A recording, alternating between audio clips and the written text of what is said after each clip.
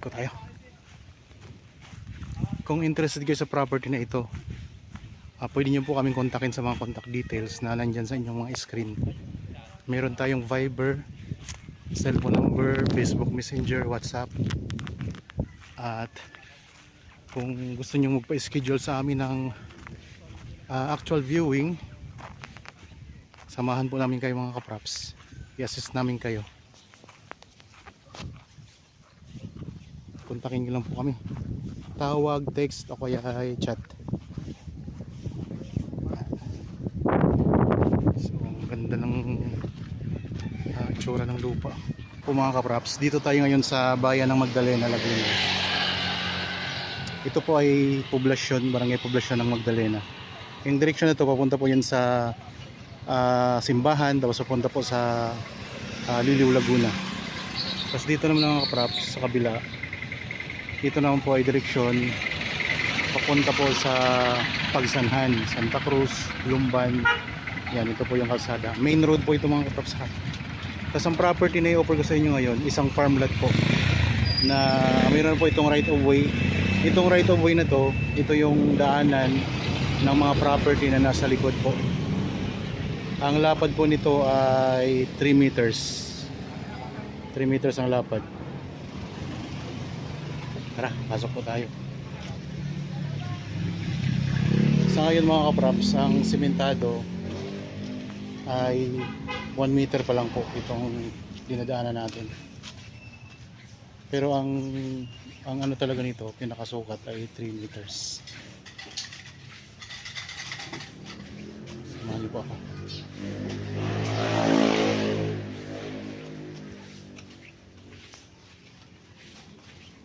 Bali ang distansya ng property mula doon sa main road ay nasa 50 to 60 meters lamang po. Kasi yan na po mismo yan na po ang boundary ng property mga kaprops. Itong may saging na to. Yan, itong may saging na to, ito na yung boundary. Simula na po dito tayo. So kasama na po ito sa property mga kaprops. Ayan. Ang sukat po kasi nito ay 4.5 hectares. Titled. Isang farmland to mga kaprops. So ito yung magiging tagiliran ng property. So 3 meters ang lapad dito. May mga property kasi diyan sa likod pa nito. So ulitin ko lang po mga kaprops, simula tayo doon. Doon sa may mga sagingan na yun. Yun na po yung simula ng property. Tapos malapit lang tayo sa ayun, may kita na tanaw natin dito yung gasolinahan. So malapit lang kasi ito sa main road. Nasa 50 to 60 meters lamang.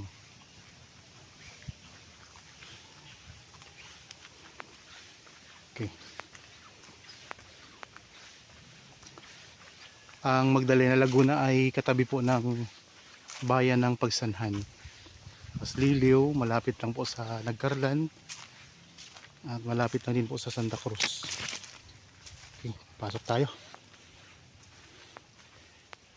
Tingnan natin ang mga tanim dito sa loob nito. Dito mayroong sapa itong mga kaprops.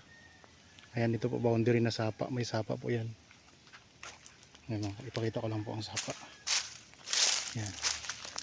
Ito na po ang sapa mismo. So mula sa sapa, elevated tayo. Elevated yung property, kaya dito naman po sa Magdalena hindi naman po ito binabaha dito.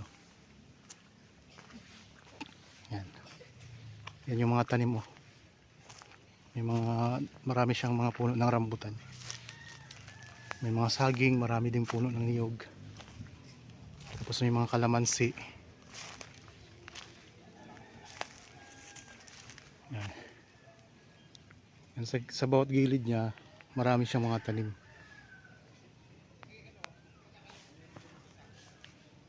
Okay, ikutin natin to. Medyo malawak to mga kaprops kasi 4.5 hectares. Ito maraming mga rambutan dito. Kalamansi, may mga lansones, may mga guyabano din. Tapos dito sa area na to, Ayan, hawan po siya mga kapraps. So makikita natin ngayon na brown yung lupa gawa ng ngayon po kasi mga kapraps ay mainit ang panahon, kaya lanta po yung mga Carabao grass. Oh.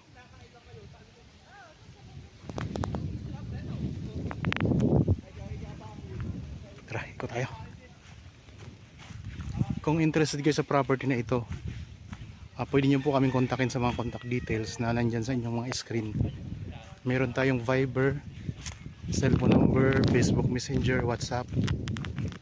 At kung gusto nyo magpa-schedule sa amin ng actual viewing, samahan po namin kayo mga kapraps.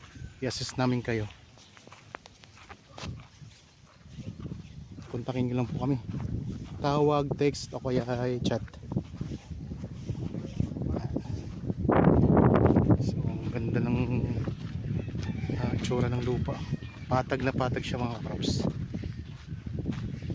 So kung may mga developer ngayon na na nakapanood, napakaganda po nitong i-subdivide kasi malapit lang po sa main road, tapos tingnan nyo ang patag ng lupa. Ikot ko lang ang camera dito kung sa gitna ng property. May mga bahayan na rin yan sa gilid.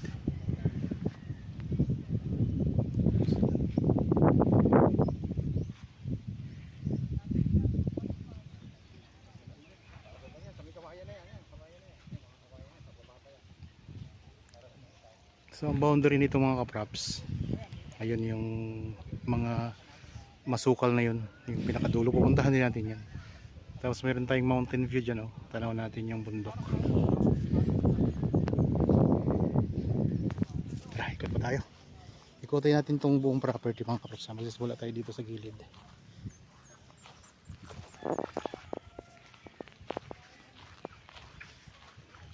Pasok na po dito yung sasakyan, ha.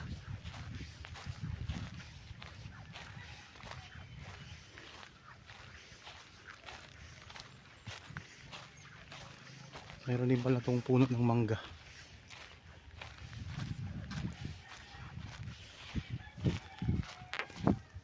Ayan mga kapraps, may puno ng mangga dito sa gilid. Nasa gilid siya ng sapa.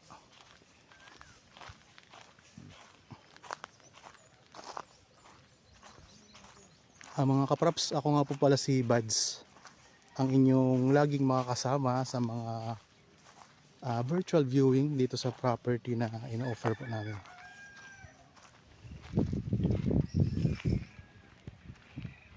Yan ang puno ng mangga.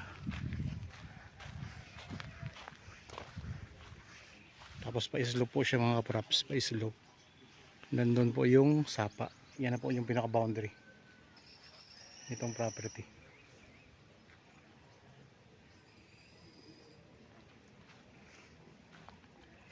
Tingnan nyo.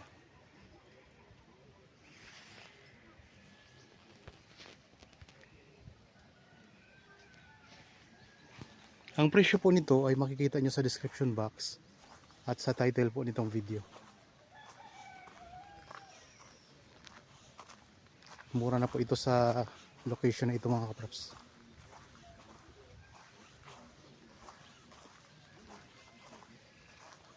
Sa mga viewers natin ngayon na naghahanap ng property na gustong gawing investment, bukod po dito sa napapanood nyo ngayon, meron pa tayong mga nakapost na maraming uri ng property. So iba't ibang type po ng property mga kapraps. Meron tayong farm lot, commercial property, may house and lot, may mga residential tayo, agricultural. So mamili lang kayo kung ano yung type ng property.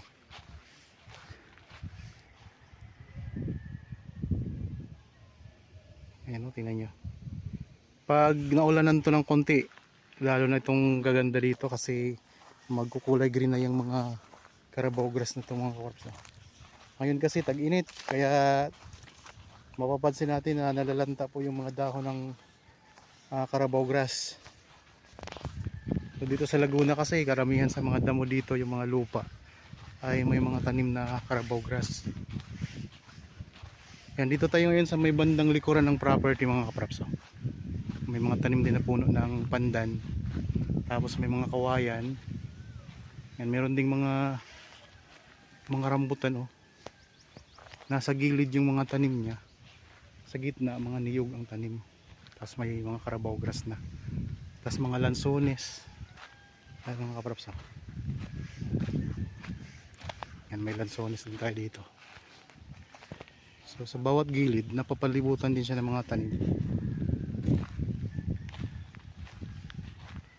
Ikot-ikotan tayo. Nandito tayo ngayon sa likod ng property. Ayan po kasi yung pinanggalingan natin kanina. So dito na tayo ngayon sa likod.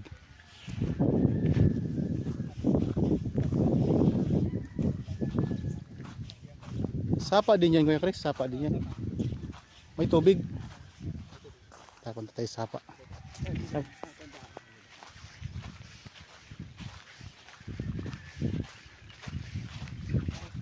Boundary ay sapa.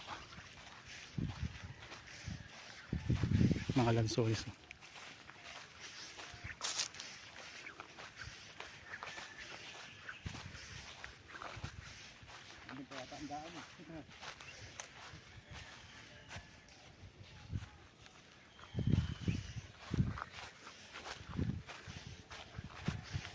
Tingnan natin yung boundary nito. Ayun.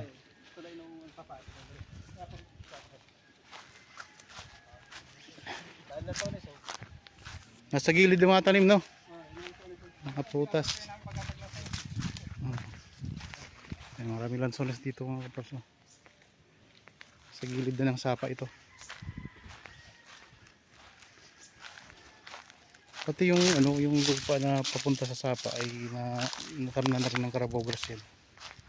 Nakubalot na ng Carabao grass yan.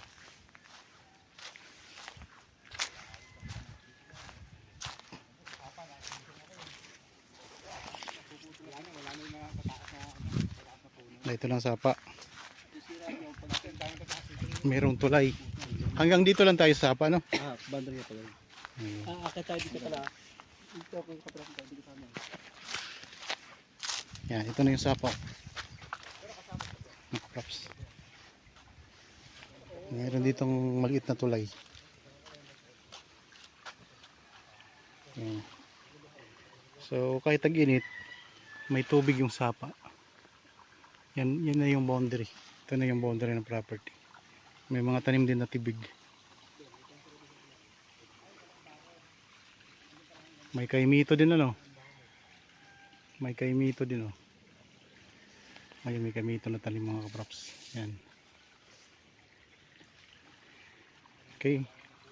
Dito, ito na yung pinakalikod ng property. Itong sapa na to. Yan.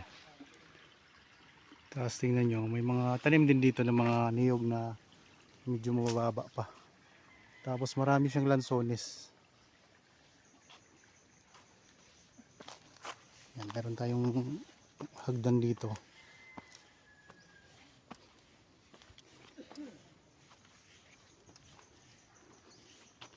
Okay. Dito na tayo.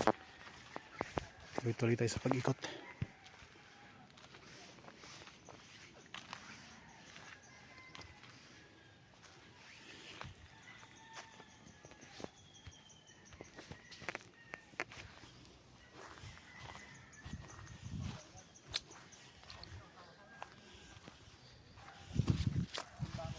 Malawak na ikutin natin. May bakod na dyan.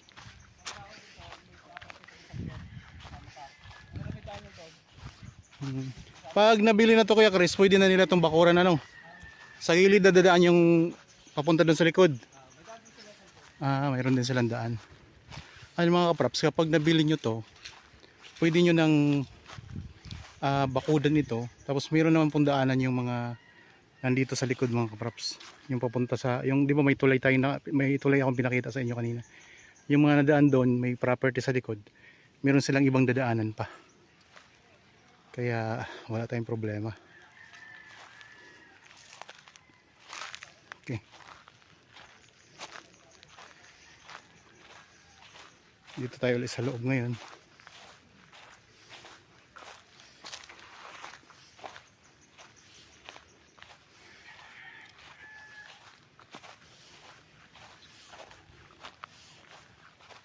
Nandiyan ano?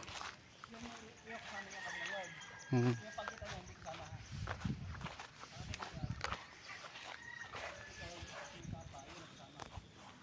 Alin? Hmm. Ang malinis na tayo, hindi kasama.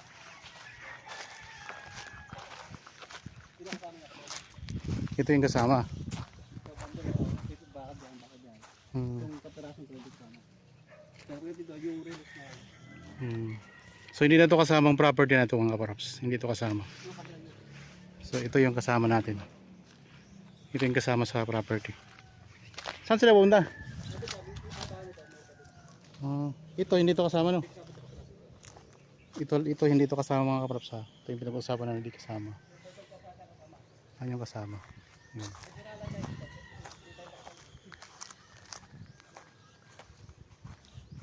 So ano siya? Ang korte ng lupa. So nasa ano naman, may ano naman itong mga kapraps, lot plan. Pwede natin masilid doon ang korte ng lupa. Yan, yun yung property. Pag gano'n siya mga kapraps. Doon.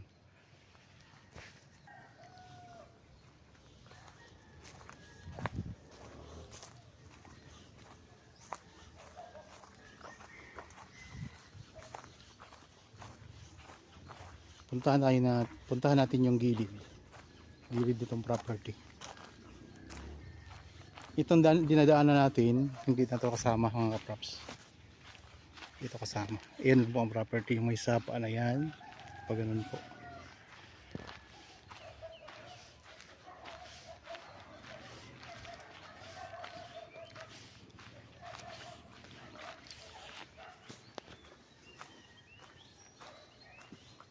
Apat at kalahating hektarya itong lupa.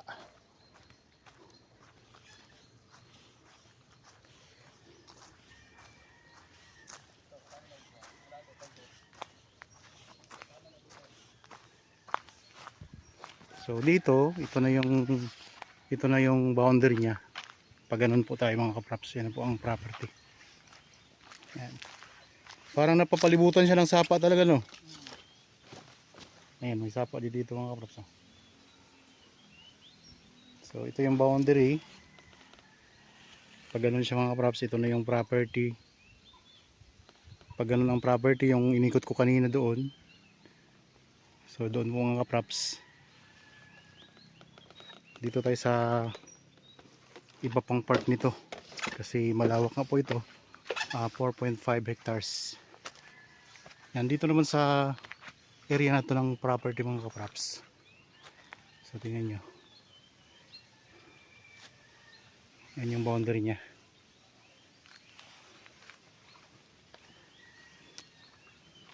So dito pala ay mayroon ng linya ng kuryente at saka tubig kasi nasa ano tayo. Nasa main road tayo malapit. Nasa 50 to 60 meters lang ang layo. Yan, dito may puno pa ng santol oh. Tapos may mga rambutan, may mga bagong tanim na niyog. Ayan.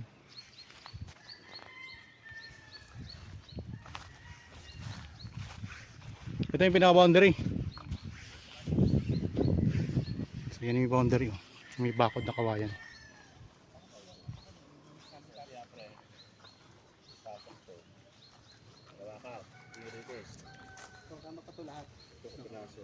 Nakasama ba to?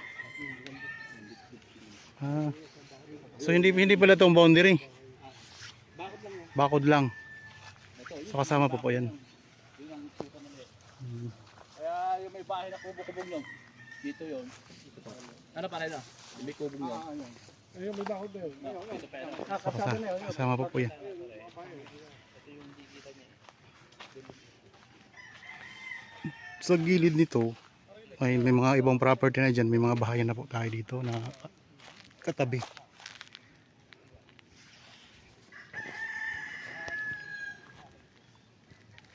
Yan ang puno ng santol mga kaprops. Okay, ikot tayo tuloy-tuloy tayo sa pag-ikot. Ayo, kalsada na. Ang ganito pa yan. Kalsada ng Kalsada yan. ito daming dalang hita. Barangay Road. Kasama tong dalang hita no. Saan na ito? Hanggang sa Misapa ulit. So yan mga dalang hita mga kaprops. Kasama pa yan sa property.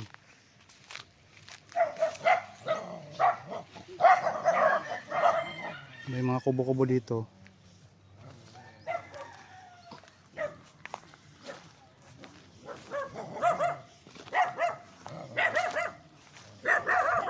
Basta yung ating inikot ngayon ay ano to, mga sakop to ng property pa. So sa ano lang tayo, katabi lang tayo ng poblasyon ng Magdalena.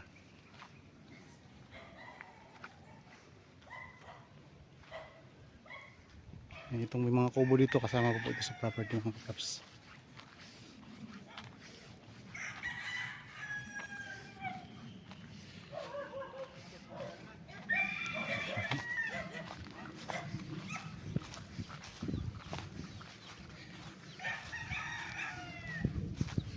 Meron din puno ng santol. Ito ano ito mga kaps, rambutan. May mangga din dito sa gilid. May mangga din dito sa gilid.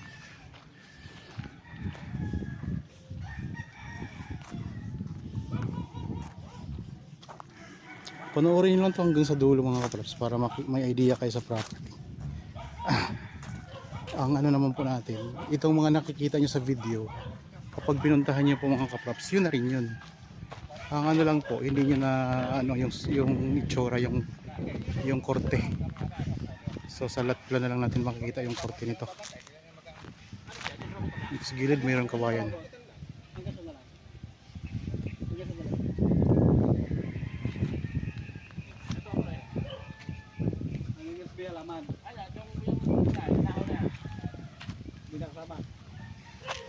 Anahaw. Hindi nakasama yung anahaw. Dito lang tayo.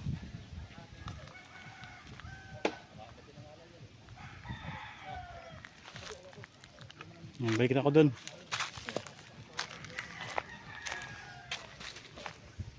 Yan barangay road na yan dyan. Barangay Road na. Yan barangay road na po yan dyan mga kaprops. Kaso lang di talaga to dikit sa barangay road ano. May mga property kasi dyan. Pero kita nyo naman kanina yung dinaanan natin. Yun yung ano, a right of way. 3 meters ang lapad dun. Sa Barangay Road. Kasya po ang sasakyan. Tapos ang layo nito sa barangay road ay 10 meters lang.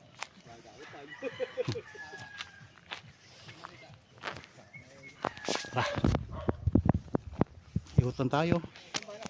So malapad ang ating inikot. 4.5 hektarya. Isang farm lot dito sa bayan po ng Magdalena, Laguna.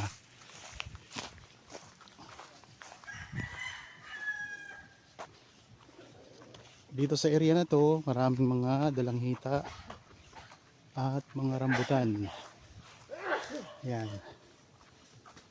Pwede po kayo dito mag-alaga ng iba't ibang mga alagang hayop. Kambing, baka, kabayo, pwede mga manok panabong, pwedeng gawing game farm mga kaprops. So napakalapit lang sa main road, 50 meters lang. Okay, balik na tayo doon sa ano, sa ating sinimula ng video. Ano, so may mga ano na, ang boundary ay mga sapa mga kaprops.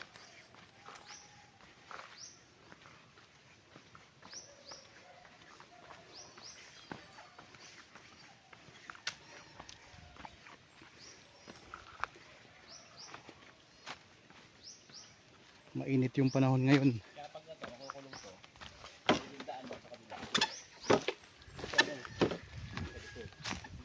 Mainit ang panahon. Next week ay mahal na araw ng mga kaprops, kaya mainit talaga ang panahon dito sa panahon ngayon. Pero itong Magdalena naman mga kaprops ay mataas na lugar, kaya malamig din naman ang klima dito. Halos paanan na rin po ito ng ng Mount Banahaw. Malapit na lang po.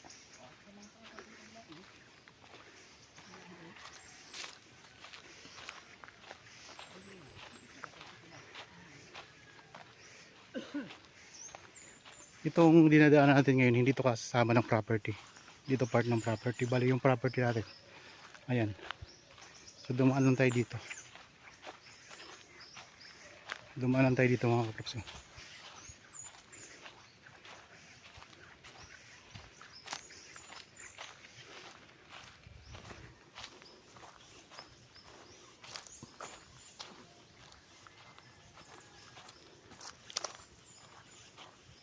Yan, ito na yung property. Ito yung ibang area naman.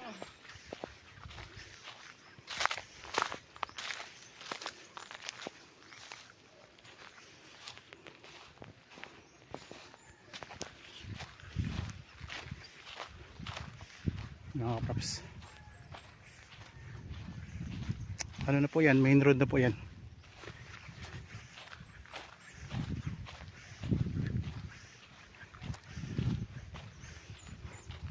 Ulitin ko lang po ha mga kaprops. Ang property na ito ay isang farm lot na matatagpuan natin dito sa bayan ng Magdalena, Laguna. Malapit lang po sa pinaka town proper, tabi na po mismo ng town proper ng barangay. Distansya po nito sa main road ay ano lang, nasa 50 meters lang. May right of way na 3 meters ang lapad. Kaya pasok na dito yung sasakyan. So ideal po ito, pwedeng i-subdivide, pwedeng gawing game farm. Marami ding mga tanim mga kaprops. So nasa gilid yung mga tanim, mga rambutan, lansones, may mga santol, mangga. Tapos dito ay may mga tanim din na puno ng niyog dito. Yan, kung mahilig kayo magtanim pa ng ibang mga prutas o kaya gulay, pwede rin po ito. Yan, dito tayo sa gitna ng property.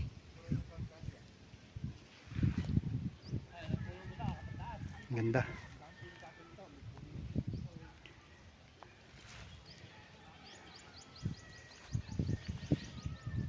So kung interested kayo sa property na ito, kontakin nyo lang po kami sa mga contact details na nandyan sa inyong mga screen. Meron tayong Viber, cellphone number, Facebook Messenger, WhatsApp. So para po sa schedule ng actual viewing, ayan lang din po ang mga contact details namin na gagamitin nyo. Okay mga kaprops, sana nagustuhan nyo po itong property na in-offer natin o in-offer namin ngayon. Para po sa mga bago pa lang sa aking channel at napadaan lang dito sa aking channel, huwag nyo pong kalimutang mag-subscribe at pindutin na rin po ang notification bell para maging updated kayo sa mga bagong property na i-offer namin. Maraming salamat po, lagi tayong mag-iingat at God bless po sa ating lahat mga kaprops.